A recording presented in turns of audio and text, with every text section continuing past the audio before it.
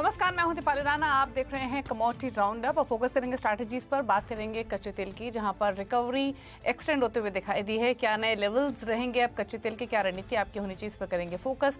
साथ ही बात करेंगे गोल्ड की, जहां पर हमने प्रॉफिट टेकिंग इंटेंसिफाई होते हुए देखी है। क्या ये मौका है सोने में खरीदारी करने का, या फिर प्राइसेस और नीचे यहां से जाने की प्रोबेबिलिटी है? इस पर लेंगे एक्सपर्ट्स के एडवाइस। बात करेंगे स्पाइसेस की, क्योंकि मसालों में जीरे का तड़का लगा है। जीरे के प्राइसेस वापस तेज हुए हैं और इसीलिए हमने जीरे में हर डिप पर बाइंग इमर्ज होती हुई देखी है। तो क्या रणनीति आपकी जीरे पर होनी चाहिए, इस पर भी हमारा फोकस रहेगा। हमारे साथ हैं कुंवर जी ग्रुप के डायरेक्टर रवि देओरा, मेहता इक्विटीज के VP Rahul Kalantri, Indian Boolean and jewellers association के सेक्रेटरी सुरेंद्र मेहता और मीट ट्रेडर्स के ओनर किशोर शाह भी आगे हमारे साथ मौजूद रहेंगे। आप सभी का स्वागत है शो में।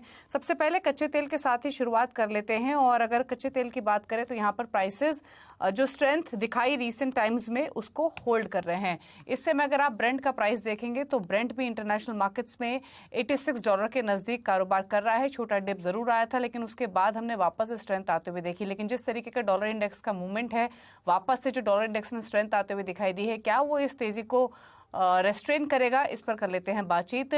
रवि नमस्कार। पहले तो बताइए, क्या राय है आपकी, कच्चे तेल की इन लेवल से कंसिस्टेंटली $85 के ऊपर सस्टेन कर रहा है, क्या व्यू है इन लेवल से?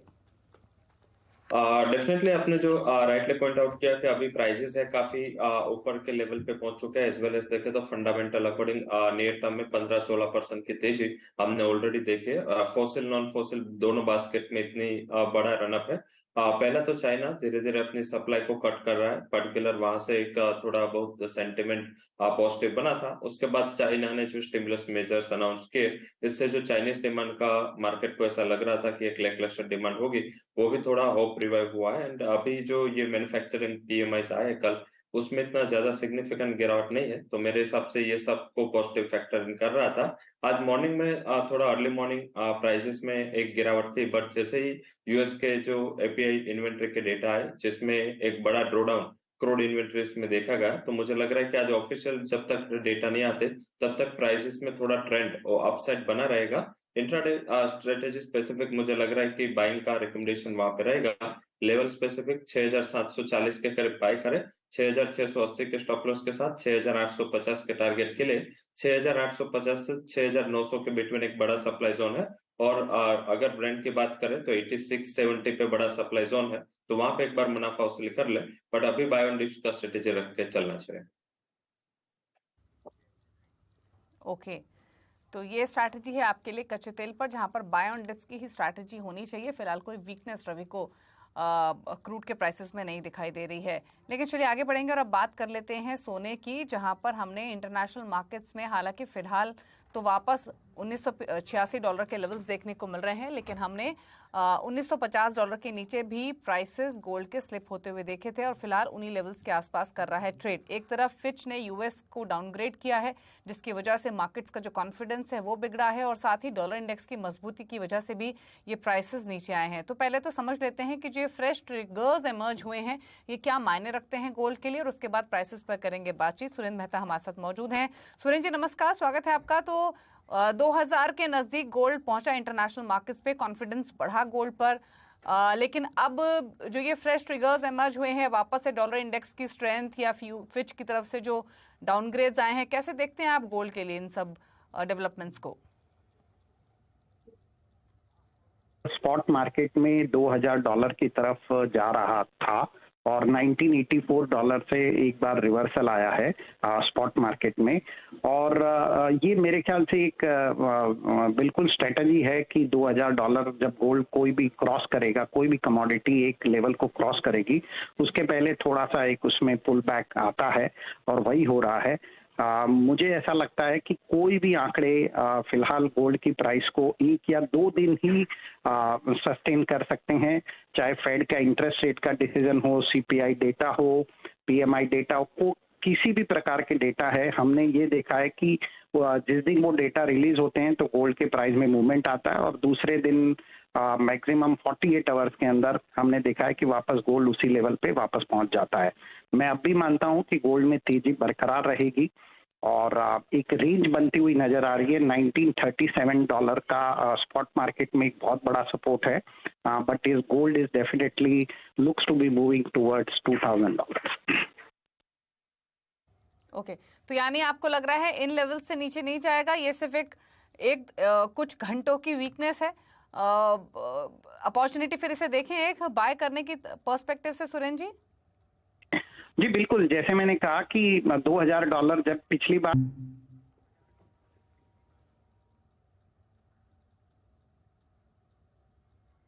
जी, चलिए मिस्टर मेहता की फोन लाइन डिस्कनेक्ट हो गई है, लेकिन उनसे रिकनेक्ट करेंगे। लेकिन एक चीज़ ज़रूर है, उनको भी लगता है कि ये जो डिप मिला है ये सिर्फ टेम्पररी है, महज 1 से 2 दिन के अंदर वापस प्राइसेस तेज़ होते हुए दिखाई देंगे और वापस $2000 की तरफ ये बढ़ते हुए दिखेगा। लेकिन इंपॉर्टेंट होगा कि 2000 या फिर उसके बियॉन्ड क्या टारगेट्स यहाँ पर एक्सपेक्ट करने चाहिए एंट्री लेने के लिए, क्या ये लेवल्स सही हैं इन्वेस्टमेंट पर्सपेक्टिव से।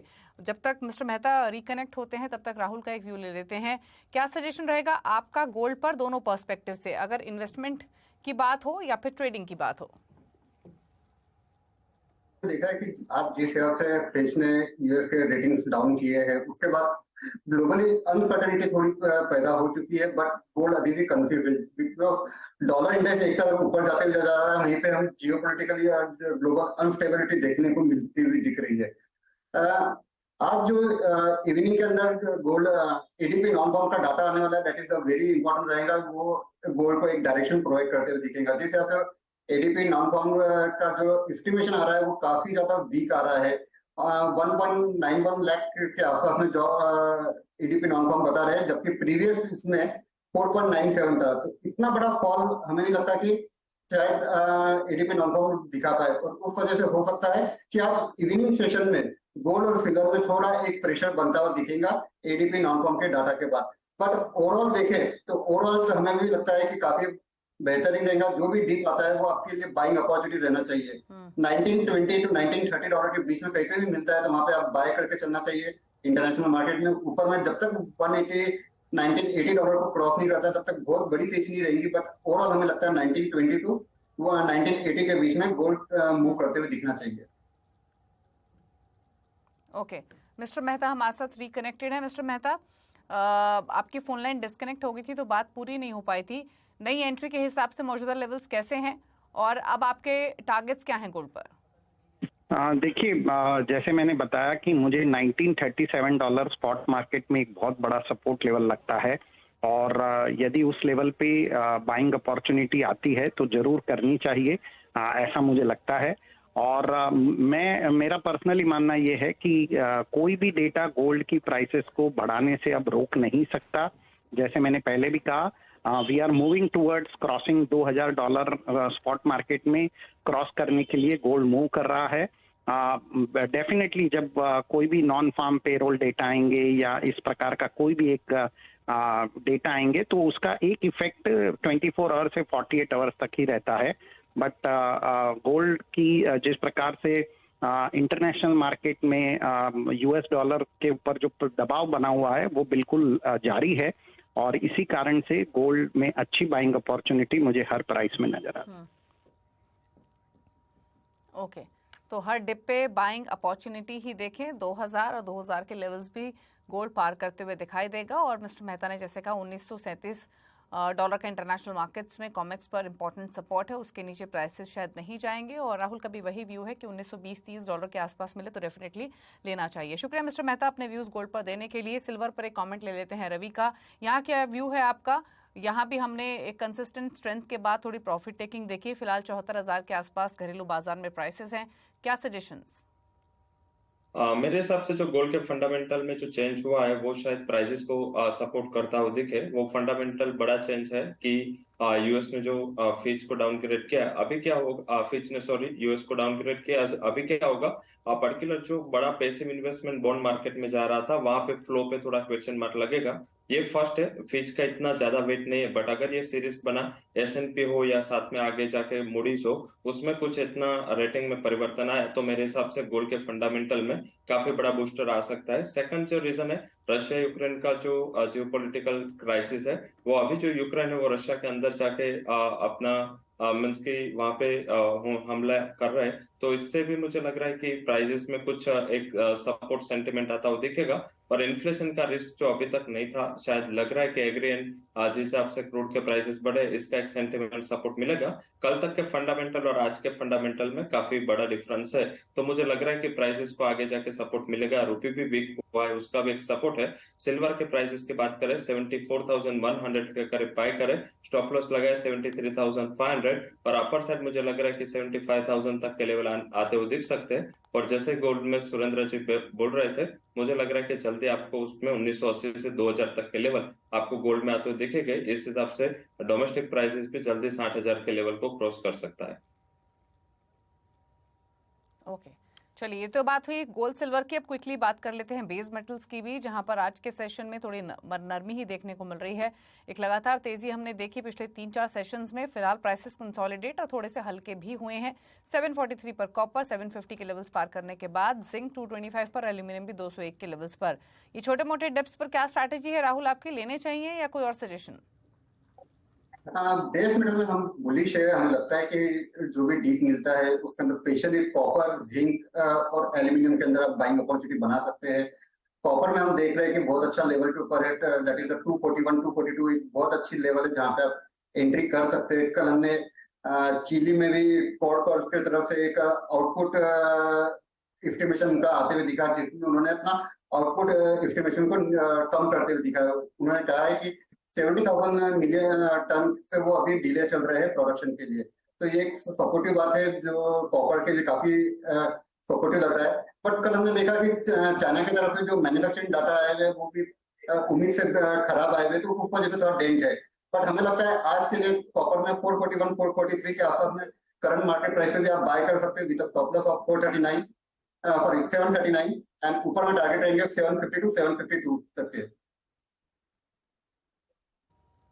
ओके, चलिए तो ये सजेशन रहा आपके लिए कॉपर पर, और बाकी बेस मेटल्स पर व्यू पॉजिटिव है, ट्रेड तेजी की तरफ ही ब्रॉडर पर्सपेक्टिव से रिकमेंडेड है। चलिए रुक रहे हैं इसी के साथ एक ब्रेक के लिए। ब्रेक पर फोकस करेंगे एग्री कमोडिटीज पर, बात करेंगे जीरे की। मीट ट्रेडर्स के ओनर किशोर शाह हमारे साथ मौजूद रहेंगे। तो वापस आते हैं छोटे से ब्रेक के बाद। आप दे रहे हैं कमोडिटी राउंड अप। अब बात करेंगे एग्री कमोडिटीज की और शुरुआत करेंगे जीरे के साथ, क्योंकि एनसीडीएक्स पर जीरा 2 हफ्तों की ऊंचाई पर पहुंच गया है। क्या इसके पीछे उत्पादन में कमी है या फिर सट्टेबाज एक्टिव होकर दाम चढ़ा रहे हैं? इसी पर बातचीत करने के लिए हमारे साथ है मीट ट्रेडर्स के ओनर किशोर शाह। किशोर जी नमस्कार, स्वागत है आपका। 62,000 के नजदीक प्राइसेस आ चुके हैं। सबसे पहले तो समझना चाहेंगे कि क्या कारण है, क्योंकि रिपोर्ट्स तो ये भी हैं कि गुजरात और राजस्थान यहाँ पर जो अराइवल्स हैं वो हैवी रेनफॉल की वजह से डिक्रीज हुई हैं। बाकी आप समझाइए ये जो तेजी बनी है इसके पीछे या अराइवल्स में कमी कारण है या कुछ और भी फैक्टर्स हैं? नहीं, एक्चुअली मैडम जीरे में शुरुआती से तेजी बनी हो रही थी, और इसका मेन कारण अभी तो यही है कि बारिश है। सब राजस्थान और गुजरात सभी जगह बारिश बहुत ज्यादा है, और उसकी वजह से अभी अराइवल बिल्कुल कम हो रही है। मंडियों में अराइवल नहीं दिखने की वजह से ये तेजी जारी है, और ऐसा लगता है कि अभी तो डिमांड फिर भी सुस्त बनी हुई है, लेकिन 15 अगस्त के बाद अच्छी डिमांड निकलने की तैयारी में, क्योंकि जैसे ही मौसम बंद नॉर्थ ईस्ट नॉर्थ साउथ से मौसम यदि क्लियर हो जाएगा तब डिमांड एक अच्छी निकलेगी, और वहां जाने के लिए भाव और भी इससे ऊपर जा सकते हैं। मैडम अभी जो भाव चल रहे हैं उससे भी मेरे को लगता है यहाँ पे 20-25 रुपए किलो की तेजी बन सकती है अभी। लेकिन किशोर जी एक चीज बताइए, जैसे आपने कहा कि भारी बारिश की वजह से इम्पैक्ट हुई अराइवल्स, जिसके कारण प्राइसेस बढ़े हैं। यहाँ से प्राइसेस और बढ़ेंगे, 15 अगस्त के बाद डिमांड बढ़ेगी, लेकिन एंटिसिपेशन तो ये भी है कि जैसे रेन सबसाइड होगी अराइवल्स भी तेजी से इंक्रीज होंगे, जो कि मार्केट के डायनामिक्स को थोड़ा चेंज कर सकते हैं। आपको लगता है कि अराइवल्स बढ़ने के बावजूद भी प्राइसेस पे कोई असर नहीं होगा? कितनी तेजी यहाँ से देख रहे हैं आप? हाँ, नो डाउट अराइवल थोड़ी बहुत बढ़ेगी, क्योंकि अभी माल थोड़ा बहुत बचा है, लेकिन शुरुआती से इस बार माल तो वैसे ही कम था मैडम, और माल यदि ज्यादा होता तो इतनी अराइवल कम नहीं होती जितनी मतलब अभी इतने पहले पिछले 10 सालों से मैं देख रहा हूँ। इतनी अराइवल कम कभी भी नहीं हुई। हमेशा इस टाइम में जीरा 4-5 बोरी आता है, वहां आज की तारीख में 700 से 800 बोरी जीरा आ रहा है। मतलब माल तो कम है, इसकी वजह से ये बाजार टिके हुआ है। अदरवाइज यहाँ से बाजार कभी भी गिर सकता था, क्योंकि सबको मालूम है कि इस बार मौसम पानी सब अच्छा हुआ है, तो आने वाली फसल सबसे बढ़िया जीरे की होगी, इसलिए बाजार दबाव में आएंगे। लेकिन अभी भी बाजार इस रेट में खड़ा है, इसका मतलब ये है कि माल की कमी है, उन्हीं के कारण ये बाजार टिका हुआ है, अन्यथा बाजार कभी भी गिर सकता था।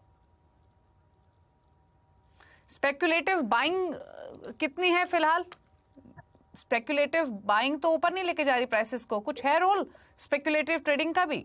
ना ऐसा कोई नहीं है, क्योंकि देखो अभी जैसे मंडियों के अंदर भी देखो अभी थोड़ा बहुत एक्सपोर्ट मतलब बांग्लादेश वगैरह की भी थोड़ी डिमांड सुधरी है। वैसे भी चाइना का इंपोर्ट भी थोड़ा बहुत जीरा हुआ है, इसकी बाजार बीच में दब गए थे, लेकिन आने वाले समय में डिमांड सुधरेगी नो डाउट, क्योंकि अब तो सब फेस्टिवल चालू हो जाएंगे 15 अगस्त के बाद अप टू दिवाली तक, तो उसमें थोड़ी डिमांड बनेगी और बाजार एक ऊपर की तरफ जा सकते हैं, 15-20 रुपए की तेजी और आ सकती है, 650 के जीरा आसपास पहुंच सकता है मैडम। ओके, तो प्राइसेस यहाँ से और तेज होंगे, मंदी तो बिल्कुल नहीं दिख रही है। रवि, आपने सुना किशोर जी के साथ पूरा कॉन्वर्सेशन, स्पेकुलेटिव बाइंग नहीं है इनके हिसाब से, अराइवल्स की कमी है, ओपनिंग स्टॉक कम था और डिमांड यहाँ से और इंक्रीज होगी। फेस्टिव सीजन भी है आगे, तो उसका भी इम्पैक्ट होगा डिमांड पर। तो क्या व्यू है आपका प्राइसेस को लेकर? ऑलरेडी 62,000 के आसपास तो आ चुके हैं प्राइसेस। जरूर से मुझे लग रहा है कि प्राइसेस में आज देखे तो आज ही इतनी बड़ी रैली थी, वहां पे क्या हो रहा है कि 2-3 दिन कंसोलिडेशन कर रहा है या थोड़ा करेक्शन है, बट कोई भी ट्रेंड में वो 58,500 का लेवल डाउन से ब्रेक नहीं होता है। जैसे ही वो करीबन 59 के करीब आता है, वैसे ही वहां पे एक अच्छा शॉर्ट कवरिंग भी होता है। तो जब तक ये शॉर्ट फंसे पोजीशन उसका निकाल नहीं होगा, तब तक मुझे लग रहा है कि कुछ भी गिरावट पे शॉर्ट कवरिंग का प्रेशर मंच के प्राइसेस को यहाँ पे सस्टेन करवाएगा। आई थिंक 60,000 का लेवल अभी ध्यान में रखना चाहिए, बट ये उछाल है, एक आध दिन अगर और उछाला है और इतनी 2000 पॉइंट या 1500 पॉइंट की तेजी मिले, तो मैं एडवाइस करूंगा कि हायर लेवल पे अभी हेजिंग करके चलना चाहिए। एटलीस्ट जिसके पास स्टॉक है वो करीबन 63,800 64,000 अभी कुछ उछाल मिलता है, तो वहां पे अपना पोजीशन हेज करें, क्योंकि यही फंडामेंटल जो किशोर जी बता रहे थे, इससे प्राइसेस में अच्छा रनअप है और ये सस्टेनेबल रनअप है। बट आगे जाके जैसे ही आपने राइटली पॉइंट आउट किया कि थोड़ा अराइवल्स का प्रेशर, अगर मौसम अच्छा रहा, थोड़ा अराइवल का प्रेशर हायर लेवल से बढ़ने वाला है। तो आई थिंक अगर थोड़ा बहुत भी अराइवल्स इंक्रीज होगा ये लेवल से, तो थोड़ा एक सेंटिमेंट प्रेशर आगे जाके आ सकता है। बट उछाल पे मुझे लग रहा है कि एजिंग करना चाहिए, शॉर्ट सेल से अवॉइड करना चाहिए, क्योंकि मार्जिन पे आया है और वोलेटिलिटी भी इंट्राडे में 2000-3000 पॉइंट के है। तो आई थिंक शॉर्ट से बचे, बट हायर लेवल पे एजिंग करके चले। ठीक है, चलिए, शुक्रिया किशोर जी आपका व्यू देने के लिए क्विक जीडी की सिचुएशन पर और प्राइसेस पर। लेकिन इस बीच आपको बता दें कि 2023-24 के लिए जो शुगर प्रोडक्शन एस्टिमेट्स हैं वो इस माने घटाए हैं, और जो एस्टिमेट्स हैं उन्हें कम किया है। हालांकि अगर आप स्टेट वाइज देखेंगे तो वेरिएशन है, उत्तर प्रदेश में अराइवल ज़्यादा रह सकती हैं, प्रोडक्शन ज़्यादा रह सकता है, लेकिन बाकी कुछ स्टेट्स में प्रोडक्शन कम रह सकता है, जैसे महाराष्ट्र, और इसीलिए ओवरऑल उत्पादन का अनुमान घटाया है।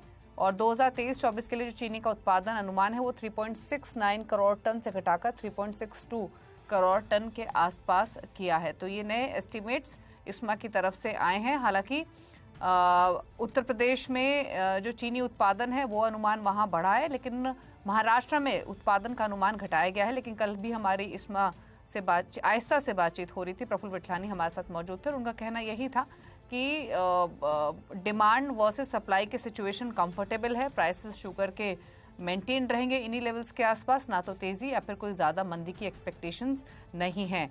तो ये एक नए एस्टिमेट्स इस्मा की तरफ से आते हुए। चलिए, इसी के साथ शो को समेटने का भी वक्त है।